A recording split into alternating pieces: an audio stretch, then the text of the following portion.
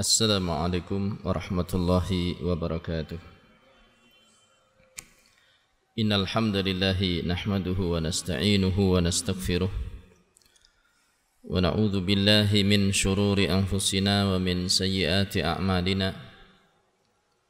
May yahdihillahu fala mudilla lahu wa may yudlil fala hadiyalah. Ashhadu an la ilaha illallah wahdahu la syarika lah wa ashhadu anna Muhammadan abduhu wa rasuluh. Ya ayyuhalladzina amanu taqullaha haqqa tuqatih wa la tamutunna illa wa antum muslimuna amma ba'd. Fa inna asdaqal hadits kitabullah wa khairal hadyi hadyu Muhammadin sallallahu alaihi wasallama wa syarral umuri muhdatsatuha wa kullu muhdatsatin fid dini bid'atun.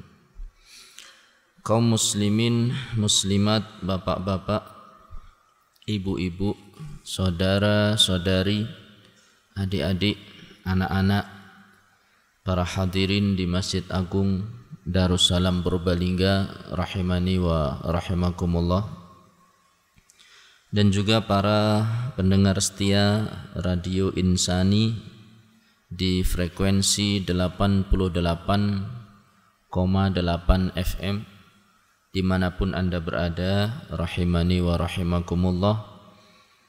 Alhamdulillah, pada kesempatan malam hari ini kita kembali dikumpulkan oleh Allah Subhanahu wa ta'ala untuk bersama-sama mengkaji sebagian dari agama Allah Subhanahu wa ta'ala, yaitu agama Islam ini. Seperti yang telah lalu, kita masih bersama kitab Riyadhus Shalihin dan kita masih di bab at-taqwa, di akhir dari bab ketakwaan. Pada kesempatan yang lalu kita bersama hadis ke-72, satu hadis yang pendek, tapi hadis ini mengiringi seluruh kehidupan kita. Ketika Rasul sallallahu alaihi wasallam bersabda, "Man halafa ala yaminin thumma ra'a atqa lillahi minha falyati taqwa." Barang siapa yang bersumpah untuk melakukan sesuatu atau meninggalkan sesuatu, bersumpah dengan satu sumpah, kemudian dia ternyata melihat ada sesuatu yang lebih bertakwa kepada Allah, yang lebih bisa mendekatkan diri kepada Allah dari sumpahnya. Di sumpahnya itu atau dengan sumpahnya dia berharap bisa mendekatkan diri kepada Allah, tapi ternyata ada perkara lain di luar sumpah, bahkan sesuatu yang bertentangan dengan sumpah dia, lebih mendekatkan diri kepada Allah. Dalam kondisi seperti ini, Rasulullah sallallahu alaihi wasallam memberikan arahan kepada kita, falyati at-taqwa, hendaklah dia mendatangi sesuatu yang bersifat takwa. Di mana yang lebih takwa, itu yang harus dia pilih. Ini seperti yang saya katakan pada pertemuan yang lalu, ini mengiringi kehidupan kita, seluruh kehidupan kita, kegiatan kita, mengajari kita untuk mempertimbangkan segala permasalahan kehidupan kita dalam agama, dalam kehidupan dunia kita, terutama dalam agama kita. Karena agama kita ini terbangun atas pertimbangan mana yang lebih maslahat untuk kita. Ad-dinu mabniun 'alal masalihi fi jalbiha wa dar'i lil qaba'ihi. agama ini terbangun, kata dalam ilmu usul qawaid fiqhiyah, dikatakan agama ini terbangun di atas pertimbangan mana yang lebih maslahat, itu yang kita utamakan. Kemudian kita meninggalkan sesuatu yang madarat. Agama terbangun di atas maslahat, bagaimana kita mendapatkannya dan bagaimana kita menghindarkan diri dari sesuatu yang bersifat madarat. Ya. Ini agama. Maka fondasi semua itu adalah takwa. Ya, fondasi semua itu adalah takwa.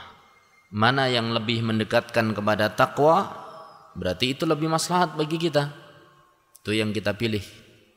Mana yang lebih berbahaya bagi agama kita, maka itu yang kita tinggalkan. Ya. Ini hadis ini camkan dalam kehidupan kita. Ya, penting sekali. Kemudian kemarin sudah saya terangkan ada 3 macam janji. Al-yamin, ada yamin yang sifatnya laghu, ya, yang sifatnya hanya sekedar sia-sia. Seperti orang yang latah, ya, wallahi la asyrab, ketika ditawari minum dia katakan wallahi la asyrab, saya enggak mau minum demi Allah katanya. Ini cuma latah saja, ya. Gimana sakit? Wallahi marid, demi Allah sakit. Ini janji yang latah. Ini tidak ada konsekuensi hukum. Kemudian yang kedua adalah janji yang munaqidah, yang berlaku. Seorang yang berjanji untuk melakukan sesuatu atau meninggalkan sesuatu, ya, dengan nama Allah. Wallahi la akulu rus, misalnya seseorang mengatakan begitu.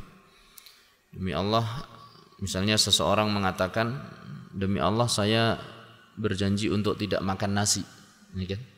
Ternyata setelah tidak makan nasi apa? Lemes, nggak bisa ibadah, ya, sholat malas, lemes. Oh, ternyata kebaikan itu pada makan nasi buat dia, ya, maka makan nasi. Batalkan janjinya, kemudian bayar dendanya, kemudian makan nasi, ya. Karena apa? Karena ternyata efeknya tidak baik bagi ketakwaan dia. Sumpah yang dia lakukan tidak baik bagi ketakwaan dia. Seperti yang kemarin saya contohkan, seorang pemuda ingin mendekatkan diri kepada Allah sehingga tidak mau terganggu oleh pernikahan dengan seorang wanita. Dia pun berjanji untuk tidak menikah. Tapi ternyata hasrat untuk menikah justru terkadang membahayakan dia. Dia ingin yang namanya fitrah, ingin bergaul dengan wanita, tapi terhalang oleh janjinya. Melihat seperti ini, dia banyak melakukan pelanggaran ternyata dengan tidak menikahnya dia, maka batalkan janjinya. Menikah, bayar denda. Ya, bayar denda. Demikian kehidupan seorang manusia, hendaklah terbangun di atas mana yang lebih takwa, itu yang akan kita pilih. Kemudian jenis yang ketiga dari janji adalah al-yamin al-ghamus. Ya, dikatakan ghamus karena janji itu menjerumuskan, yaghmis, mencelupkan pelakunya sinar ke dalam neraka. Ya. Karena al-yamin al-ghamus itu adalah janji yang dusta. Sumpah dusta, bukan janji, sumpah dusta. Ya. Sumpah, lebih tepat dikatakan apa? Sumpah, ya, demi Allah. Sumpah dusta ini banyak sekali di hari-hari ini. Saksi palsu, ya, dalam sebuah permasalahan, bahkan saksi itu bisa disewa. Saksi bayaran. Ngambil siapa saja, pokoknya jadi saksi. Ini tidak benar, ya. Mengaku satu hak itu adalah miliknya dia, satu benda itu atau harta itu adalah milik seseorang, ya, ini bisa disahkan asal ada apa? Saksinya. Saksinya hidup mati semua, ya sudah, Siapa saja bisa dipanggil, yang penting kamu siap membayar saksi tersebut untuk memberikan saksi palsu bahwasanya saya benar-benar menyaksikan tanah ini miliknya si fulan. Ini saksi palsu. Ini namanya demi Allah saya menyaksikan. Ini sumpah, namanya sumpah dosa ini. Dosa besar. Kata Rasul sallallahu alaihi wasallam dalam Sahih Bukhari, beliau mengatakan al-kabair, di antara dosa besar itu adalah al-isyraku billah, menyekutukan Allah. Wa uququl walidain, dan durhaka kepada orang tua. Wa qatlun nafas, dan membunuh jiwa yang tidak dengan alasan yang tepat. Ya. Dan yang keempat, wal yaminul ghamus, sumpah palsu. Ini dosa besar. Ya. Nah, dosa besar ini ancamnya adalah berat, ancamannya adalah neraka. Maka hati-hati kita dalam bersumpah. Tidak gampang-gampang dalam bersumpah. Tapi yang lebih berat lagi adalah ini dosa besar. Sumpah dengan nama Allah atas sesuatu yang tidak benar. Namanya sumpah palsu. Tapi yang lebih berat lagi, sumpah dengan nama selain Allah. Karena kalau sumpah palsu itu dosa besar. Tapi kalau sumpah dengan nama selain Allah, jatuhnya kepada kesyirikan. Seorang yang bersumpah palsu, dosa besar. Dia dengan nama Allah berani bersumpah palsu, dosa besar. Tapi ada orang yang dia sumpahi benar, tapi dia menggunakan selain Allah. Maka ini syirik, lebih berbahaya. Makanya kalau tidak salah sebagian sahabat mengatakan, la an ahlifa billahi kadziban ahabbu ilayya min an ahlifa bi ghairillahi sadiqa. Kalau tidak salah sebagian sahabat mengatakan demikian. La an ahlifa billahi kadiban khairun atau ahabbu ilayya min an ahlifa bi ghairihi sadiqan. Beliau mengatakan, aku lebih memilih, kalau disuruh memilih ya, aku lebih memilih untuk bersumpah dengan nama Allah meskipun dusta. Ini kan disuruh milih ya. Kalau suruh milih lagi ya mending kita tidak dusta.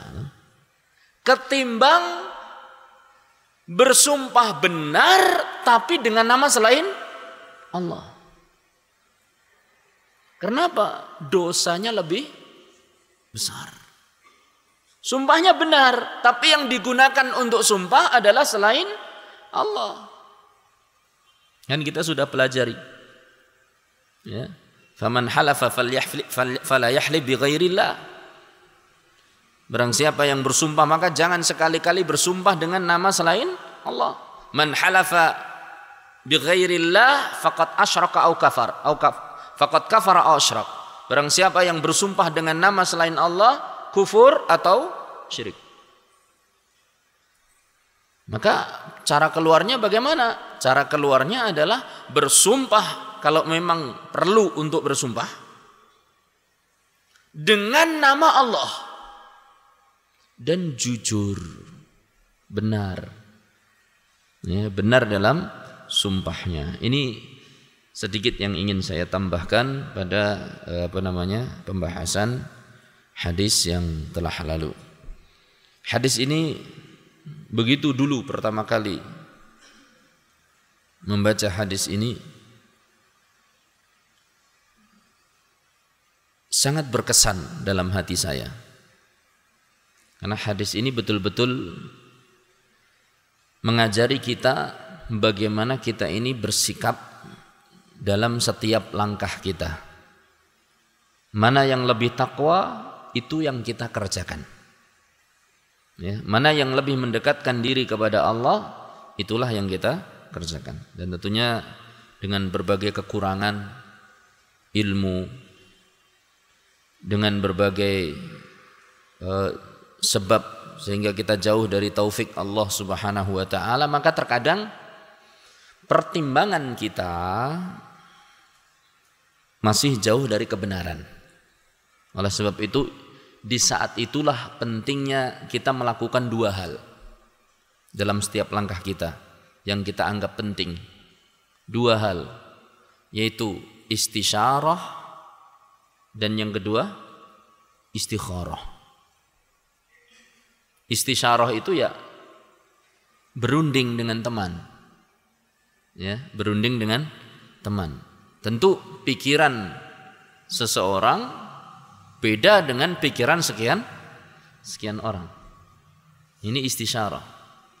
Rasul sallallahu alaihi wasallam saja yang dibimbing oleh wahyu, betapa seringnya beliau beristisyarah, bermusyawarah. Wa amruhum syura bainahum.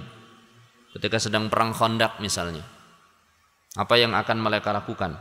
Apakah pergi menjemput kaum musyrikin yang akan mengepung Mekah, ataukah bagaimana?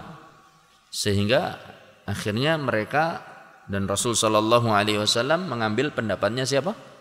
Salman Al-Farisi.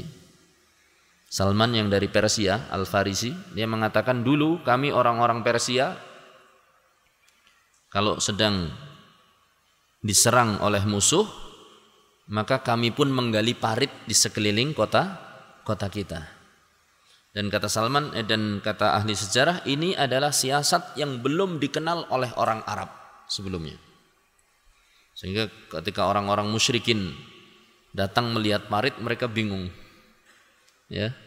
Bisanya cuma ngiteri, mundar mandir. Karena kalau masuk hancur mereka. Ya, karena ditunggu oleh pasukan panah di seberang. Fa'ala kulli hal, insyaallah nanti akan kita bahas sekilas tentang perang Ahzab di pembahasan setelah takwa, yaitu al-yaqin dan tawakkul, tentang keyakinan dan ketawakalan insyaallah taala. Rasul sallallahu alaihi wasallam saja seorang manusia yang paling sempurna, seorang yang dibimbing wahyu, tetap bermusyawarah dengan para sahabatnya, bermusyawarah dengan istrinya. Ya, ketika umrah Hudaybiyah, ternyata kaum muslimin tidak boleh atau dilarang oleh kaum musyrikin untuk masuk ke kota Makkah. Akhirnya Rasul sallallahu alaihi wasallam memutuskan untuk melakukan apa? Tahallul. Cukur rambut, hewannya kurban langsung dipotong hadiunya. Atau umrah ya, berarti umrah tahallul ya. Umrahnya saat itu langsung tahallul, memerintahkan untuk tahallul. Ternyata para sahabat tidak melaksanakan perintah Rasulullah sallallahu alaihi wasallam, sehingga Rasul sallallahu alaihi wasallam sempat apa? Emosi. Kembali dia ke perkemahan beliau, masuk ke kemahnya Ummu Salamah. Di sana tampak Ummu Salamah melihat suaminya sedang, yakni Rasulullah sallallahu alaihi wasallam sedang marah. Maka ditanya oleh Ummu Salamah, ada apa? Diceritakan oleh Rasul sallallahu alaihi wasallam, aku memerintahkan para sahabat untuk melakukan tahallul, cukur. Tapi ternyata mereka tidak mau melakukannya. Kata Ummu Salamah, enggak usah banyak bicara, keluar, cukur rambutmu di hadapan mereka. Akhirnya Rasul sallallahu alaihi wasallam keluar dari tenda dan sengaja mencukur rambut di depan mereka. Fayahlikun ru'usahum, maka mereka pun segera bergegas mencukur rambut mereka. Hatta kadu yaqtatilun, sampai mereka saling melukai satu sama lain. Jadi begitu musyawarah. Rasul sallallahu alaihi wasallam saja orang yang paling sempurna, musyawarah dengan istrinya.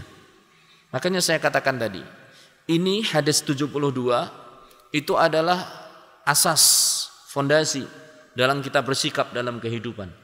Tapi karena kurangnya taufik dari Allah, kurangnya ilmu, kurang lurusnya niat kadang, Ya. Maka terkadang kita masih salah atau melenceng dalam menentukan apa? Pilihan, menentukan langkah. Maka obatnya adalah dua, istisyarah, bermusyawarah. Ya, bermusyawarah dengan dzawur ra'yi, dengan orang-orang yang memang pantas untuk diajak musyawarah. Ya, tidak setiap orang ketemu langsung menurut kamu bagaimana? Menurut kamu bagaimana? Enggak. Jadi orang-orang yang memang dzawu ar-ra'yi pantas untuk diajak musyawarah. Nanti kalau tidak pantas diajak musyawarah, akhirnya curhat. Cerita sana, cerita sini, tidak akan datang penyelesaian masalah, malah semakin menambah masalah. Ya, tidak akan selesai masalah, malah semakin menambah masalah. Maka kalaupun kita istisyarah, meminta syura, meminta pendapat, mintalah kepada orang-orang yang memang layak, yang kita anggap mampu untuk memberikan apa? Pendapatnya dan masukannya. Yang kedua istikharah. Yang kedua apa? Istikharah. Dan ini pentingnya kita menghafalkan doa apa? Istikharah. Ya. Hafal Ustaz, kapan? Dulu. Ya, pas mau ngelamar sekian tahun yang lalu. Ya. Istikharah itu penting, bukan hanya ketika akan menikah, dalam semua hal. Perkara-perkara yang kita terkadang bingung untuk menentukan pilihan, baik dan tidaknya perkara ini, maka kita harus apa? Istikharah. Entah itu dengan berdoa atau dengan sholat kemudian berdoa. Minta petunjuk kepada Allah Subhanahu wa taala. Allahumma in kana hadzal amr khairan li fi dini wa ma'ashi wa aqibati amri faqdurhu li wa yassirhu li thumma barik li fihi. Ya Allah, kalau memang perkara ini baik untukku, maka tetapkanlah dia bagiku. Mudahkanlah ya Allah. Kemudian berkahilah aku ya Allah dalam perkara itu. Gitu. Ini penting kita menghafal doa istikharah. Allahumma inni astakhiruka bi ilmika wa astaqdiruka bi qudratika wa Allahumma inni astakhiruka bi Allahumma inni astakhiruka bi ilmika wa astaqdiruka bi qudratika wa as'aluka min fadlikal azim. Allahumma in kunta ta'lamu anna hadzal amra, dan seterusnya. Maka ini perlu kita hafal. Ya, entah kita sudah menikah, entah belum menikah, pokoknya hafalkan doa ini. Ya, doa istikharah. Nah. Wallahu taala alam. Itu dua perkara yang membantu kita untuk menjalankan asas kehidupan kita, yaitu mendatangi sesuatu yang lebih takwa. Wallahu taala alam bi as-shawab. Hadis terakhir dari bab takwa, hadis ke-73. Berkata Al-Imam An-Nawawi rahimahullahu taala. Al-khamis, yang kelima. An Abi Umamata Sudai bin Ajlan Al-Bahili, dari Abu Umamah Sudai bin Ajlan Al-Bahili radhiyallahu taala anhu, mudah-mudahan Allah meridai beliau. Dia berkata, sami'tu Rasulullah sallallahu alaihi wasallam yakhtubu fi hajjatil wada'. Aku pernah mendengar Rasulullah sallallahu alaihi wasallam yakhtubu, berkhutbah di dalam peristiwa haji wada'. Haji wada' adalah haji pertama kali Rasul sallallahu alaihi wasallam dan terakhir kali.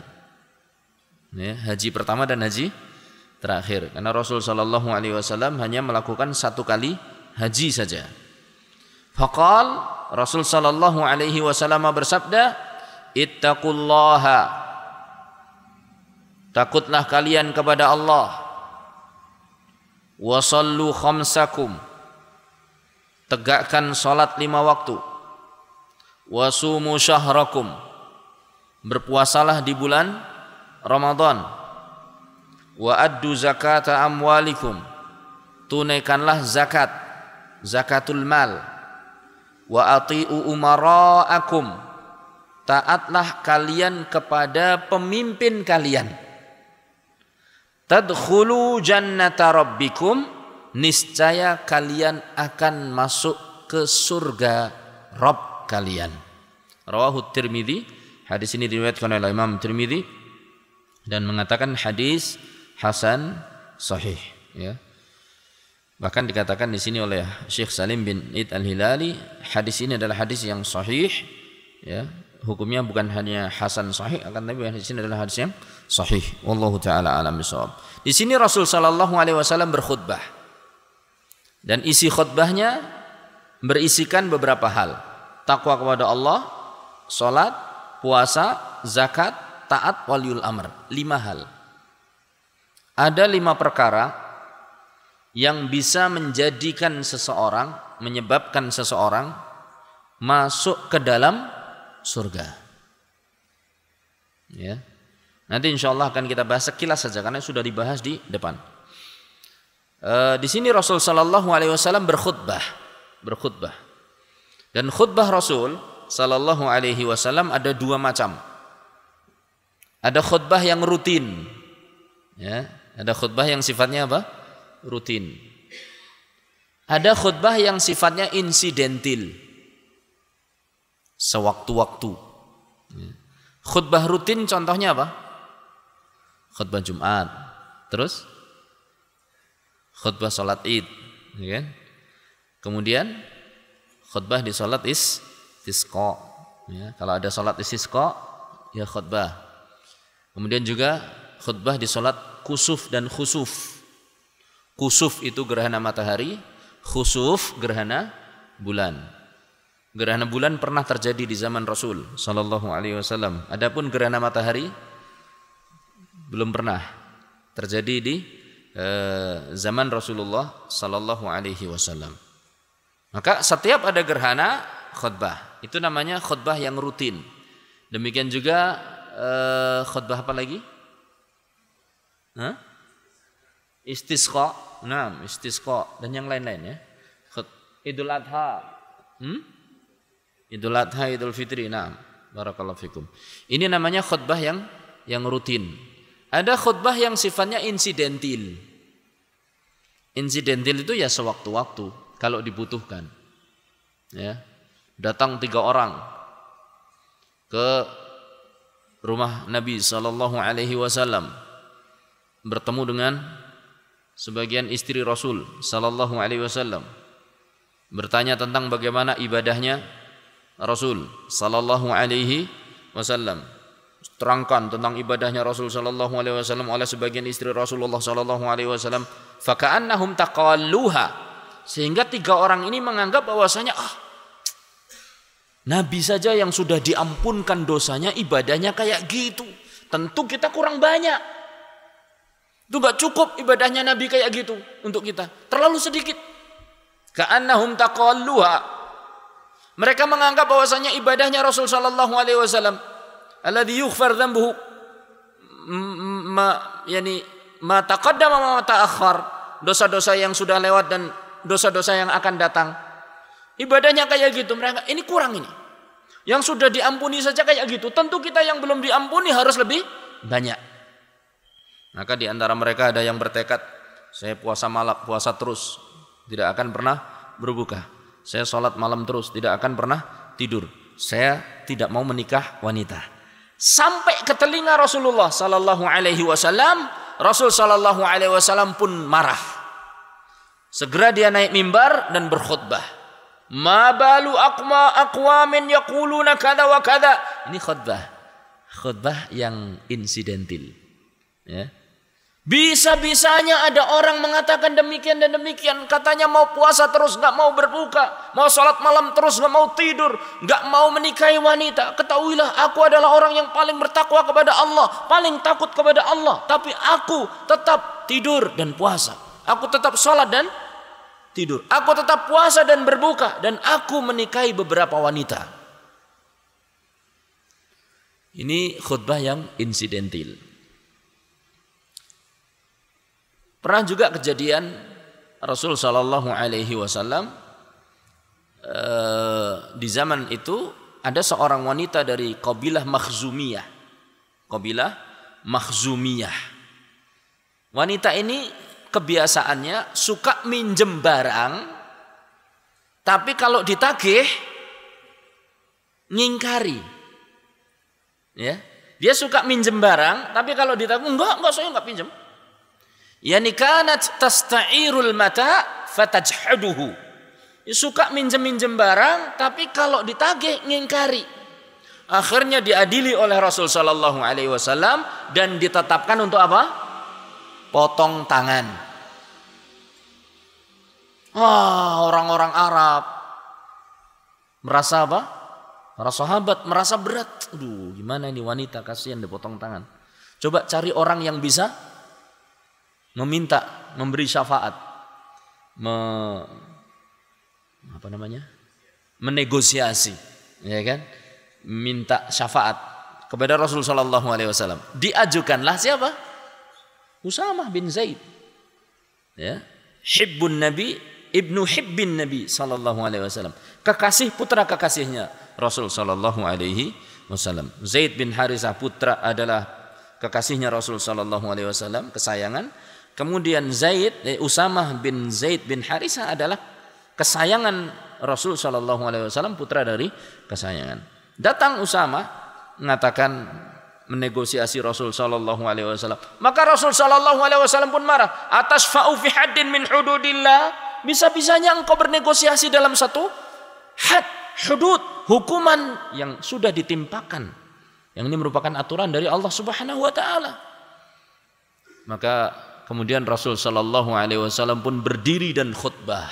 Kana idza saraqa minhumus syarifu tarakuhu wa idza saraqa minhumud dha'if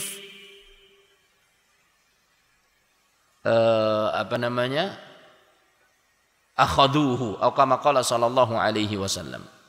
Dulu kalau ada orang-orang yang mulia, orang-orang yang bangsawan, orang-orang yang memiliki kedudukan mencuri, dibiarkan saja. Ini di kalangan Bani Israel.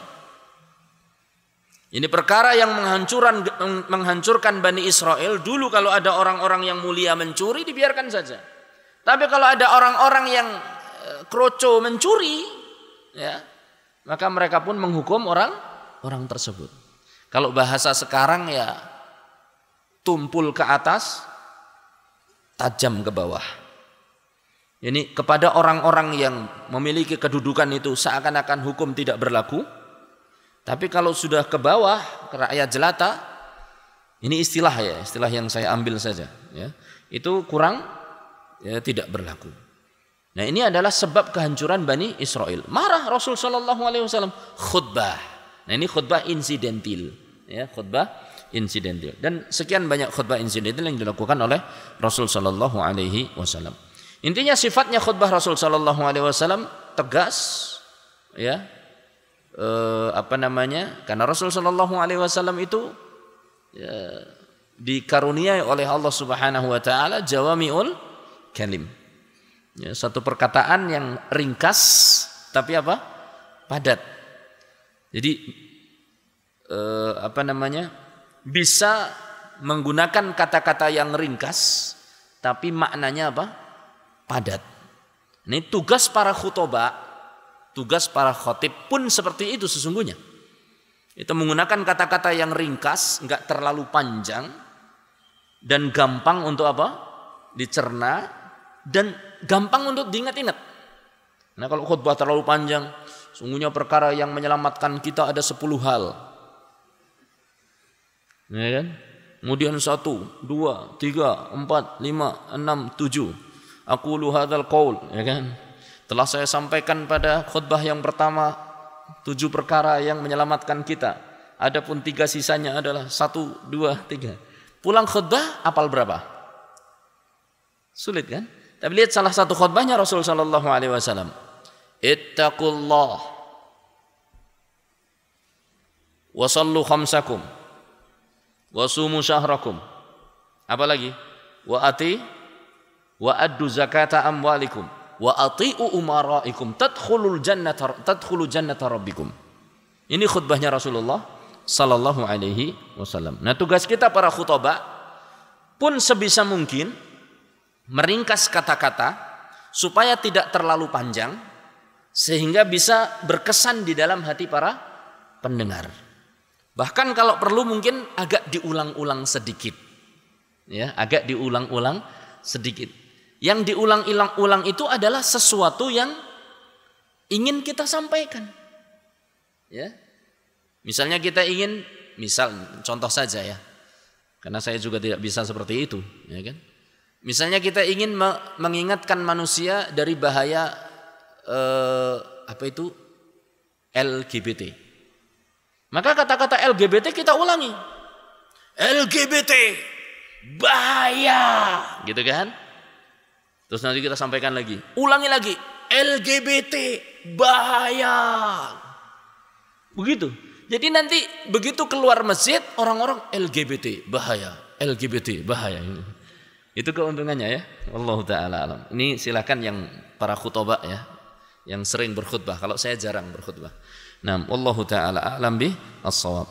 Nah, 5 isi dari inilah 5 isi dari nasihat Rasul sallallahu alaihi wasallam. Yang pertama bertakwa kepada Allah Subhanahu wa taala. Ini sudah panjang lebar kita bahas. Kemudian juga salat 5 waktu, kemudian juga puasa Ramadan, kemudian zakat mal dan taat pada wulatul umur. Sampai-sampai disebutkan dalam khutbah Hajjatil Wada'. Bahkan disebutkan sebagai salah satu sebab masuknya seseorang ke dalam surga. Kalaulah bukan karena pentingnya, tentu Rasul sallallahu alaihi wasallam tidak akan sebutkan. Maka hendaklah kita waspada dalam hal ini.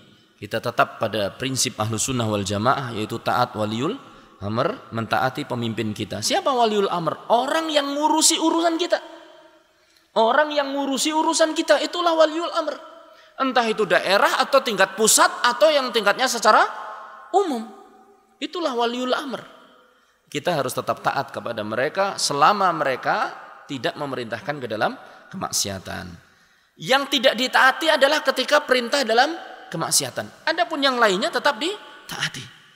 Ya, la ta'ata li makhluqin fi ma'siyati al-khaliq. Kita tidak boleh taat kepada makhluk tatkala mereka memerintahkan kita dalam bermaksiat kepada Allah Subhanahu wa taala. Demikian wallahu taala a'lam bissawab. Ya, sebetulnya kalau dibahas satu persatu panjang, tapi ingat bahwasanya salat 5 waktu, puasa Ramadan, zakat, taat waliul amr, itu semuanya termasuk pada ketakwaan kepada Allah Subhanahu wa taala. Disebutkan secara terperinci oleh Rasul sallallahu alaihi wasallam mengingat pentingnya hal tersebut, bahwa hal tersebut termasuk ketakwaan.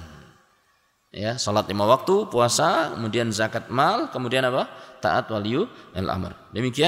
Dengan demikian alhamdulillah kita telah menyelesaikan bab at-taqwa, dan insyaallah pada pertemuan-pertemuan yang akan datang kita akan membahas tentang yakin dan tawakal. Wallahu taala a'lam bi as-shawab. Sallallahu ala nabiyyina Muhammad walhamdulillahi rabbil alamin. Assalamualaikum warahmatullahi wabarakatuh.